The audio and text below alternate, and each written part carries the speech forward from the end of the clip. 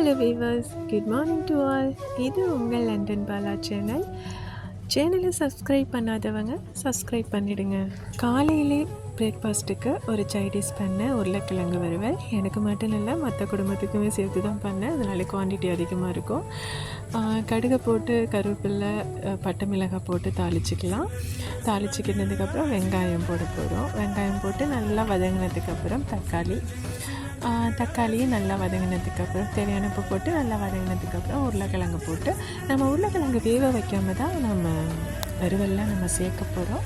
அதனால வந்துட்டு கொஞ்சம் நேரம் வேக விடணும். மிளகாத்தூள் போடுறதுக்கு முன்னாடியே உருளைக்கிழங்கை நல்லா வேக விடணும். ஏன்னா மிளகாத்தூள் போட்டதுக்கப்புறம் வந்துட்டு அடிப்பிடிக்கும், கிண்டுறது வந்து ரொம்ப கஷ்டமாக இருக்கும். அதனால முன்னாடியே நான் நல்லா வேக விட்டு தான் மிளகாத்தூள் போடுவேன். மிளகாத்தூள் போட்டுட்டு தேங்காய் வேணும்னாலும் தேங்காய் பூ சேர்த்து பண்ணுறனாலும் பண்ணிக்கலாம். ஒரு சில பேர் வந்துட்டு வெங்காயம் தக்காளி போடாமல் பண்ணுவாங்க.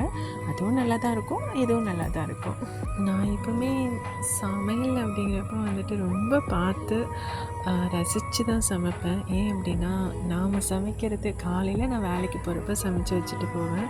நைட்டு வந்து பார்க்குறப்போ அந்த எல்லாமே காலியாக இருக்கிறப்போ கிடைக்கிற ஒரு சந்தோஷம் இருக்குல்ல, அது ரொம்ப பெரிய சந்தோஷம்.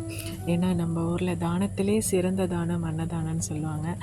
அப்படி நம்ம சமைக்கிறத ஒருத்தவங்க ரசித்து நல்லா வயிறார சாப்பிட்றத விட ஒரு சந்தோஷம் வேறு எதுவுமே கிடையாது. ஸோ அதனால என் சமையல் எல்லாமே அப்படி தான் இருக்கும். மிளகாத்தூள் போட்டு நல்லா ஓரளவு வேக விட்டுட்டோம். இன்னும் கொஞ்சம் நேரம் வேக இருந்தாக்க முடிஞ்சிடும். பாய்.